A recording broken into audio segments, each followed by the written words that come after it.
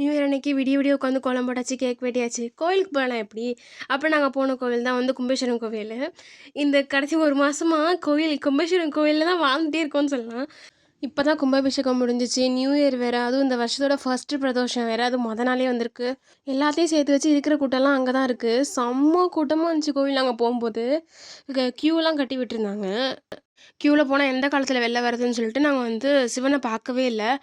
மங்களாம்பிகை மட்டும் பார்த்துட்டு வெளில வந்து உட்காந்துருந்தோம். ரொம்ப கஷ்டமாக இருந்துச்சு, பிரதோஷம் அன்னைக்கு சிவனை பார்க்க முடியலையே அப்படின்னு சொல்லிட்டு, என்ன பண்ணுறது விடுங்க அப்படின்னு சொல்லி விட்டாச்சு. சிவனை தான் பார்க்க முடியல. சரி யானைகிட்டே தான் ஆசீர்வாதம் வாங்கலான்னு பார்த்தா, அதுக்கிட்ட அவ்வளோ கூட்டம், க்யூ கட்டாத மட்டும்தான் குறை.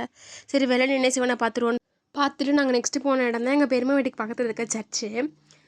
நியூ இயர் அன்னைக்கும் கிறிஸ்மஸ் அன்னைக்கும் எப்போயுமே எங்கள் பெரியம்மா வந்து போவாங்க. இது ஃபஸ்ட் டைம் இந்த தடவை நான் வந்திருக்கேன்.